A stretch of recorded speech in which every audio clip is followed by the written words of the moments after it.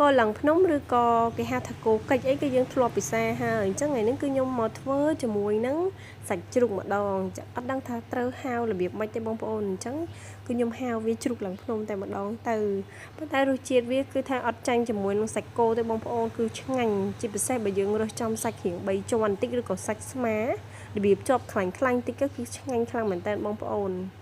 trắng sạch trục nó ở sạch trục nhưng bọc co bông ôn tay nhung liên tắc xa hay ở hai cái nhom do vì mà han chia chìm nứt đangแบบนี้bông ôn han sạch trụcอย่างណាឲ្យស្ដើងយកតែមែនតើណាបងប្អូនបន្ទាប់មកគឺយើងដាក់ពងមាន់ចូលចំនួន2គ្រាប់ក៏បាន3គ្រាប់ក៏បានឬក៏អាចដាក់ពងទាក៏បានដែរឆ្ងាញ់ដូចតែគ្នាទេយើងច្បល់វាឲ្យម៉ត់មកហើយក្នុងសាច់ជ្រូកហ្នឹងគឺខ្ញុំអត់បានបន្ថែមគ្រឿងអ្វីទាំងអស់យើងអត់ថែមគ្រឿងដោយសារយើងមានទឹកជ្រលក់បងប្អូនអញ្ចឹងបើបងប្អូនចង់បានសាច់ជ្រូកនឹងរសជាតិរៀងឡំអាចថែមជាមួយនឹងប្រេងខ្យងបន្តិចក៏បានសាវរ៉ូឌីបន្តិចក៏បានដែរបន្ទាប់មកខ្ញុំដាក់ជាមួយនឹងល្ងស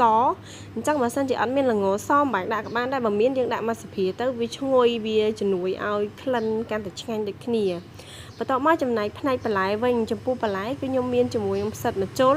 ប្រើជាប្រភេទផ្សិតភ្លើងមាន់គឺកាន់តែឆ្ងាញ់បងប្អូនហើយនេះគឺខ្ញុំប្រើជាមួយផ្សិតម្ជុលអញ្ចឹងយើងកាត់គល់វាចេញបេះប្រលេះវាដូចធម្មតាទូទៅអញ្ចឹងបងប្អូនប្រលេះវាទូចយើងប្រលេះវាហើយសំយើងយកវាទៅលាងទឹកហើយបន្លែមួយមុខទៀតនោះគឺខ្ញុំប្រើជាទូទៅបងប្អូនដឹងស្រាប់ហើយគោឡើងភ្នំបងប្អូនចង់ញ៉ាំបន្លែអីយើងអាចដាក់បន្លែនឹងបានថ្ងៃនេះគឺខ្ញុំមានបន្លែតែប្រហែលមុខទេអញ្ចឹងស្ពៃបកគោយើងយកមកពុះវាជ្រុងអញ្ចឹងមកហើយហាន់វាជា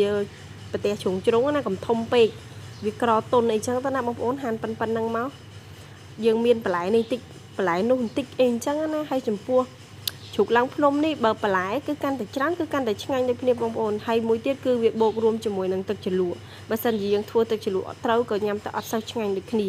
អញ្ចឹងការ៉ុតរបស់យើងប្រើមួយមើមយើងកាត់ជាកង់បែបនេះមិនក្រាស់ពេកហើយក៏មិនស្ដើងពេកដែរឬក៏យើងហាន់ជាប្រទេសក៏បានដែរហើយជាមួយនឹងខ្ទឹមប្រាំងមួយមើមអញ្ចឹងណាយំបន្លែបន្តិចប៉ុន្តែពេលញ៉ាំឆ្ងាញ់ហើយម្ហូបនេះគឺខ្ញុំឧស្សាហ៍ធ្វើខ្លាំងជាងគេដោយសារវាងាយស្រួលបងប្អូនវាងាយស្រួលក្នុងការធ្វើវាអត់ញ៉ៃញ៉ៃវាអត់ស្មុគស្មាញ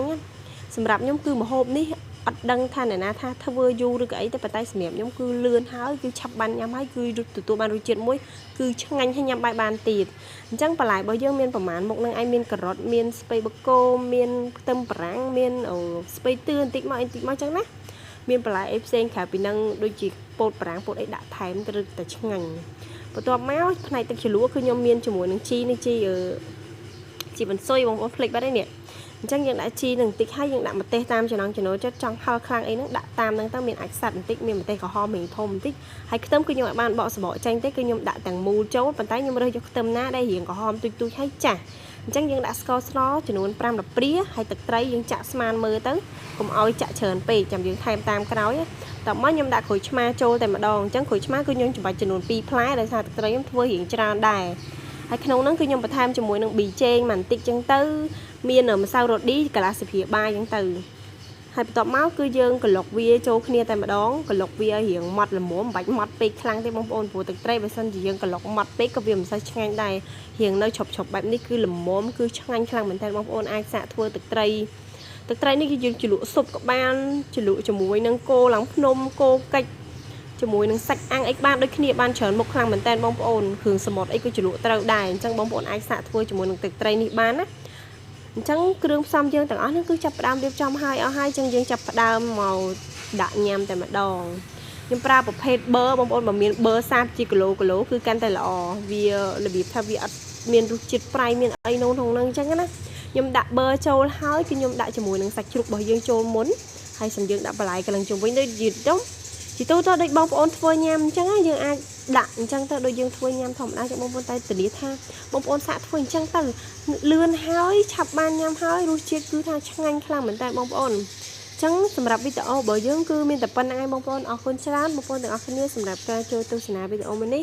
កុំភ្លេចចុច like share subscribe YouTube channel យើងខ្ញុំម្នាក់មួយផងអរគុណច្រើនបងប្អូនទាំងអស់គ្នាជម្រាបលាបាយបាយ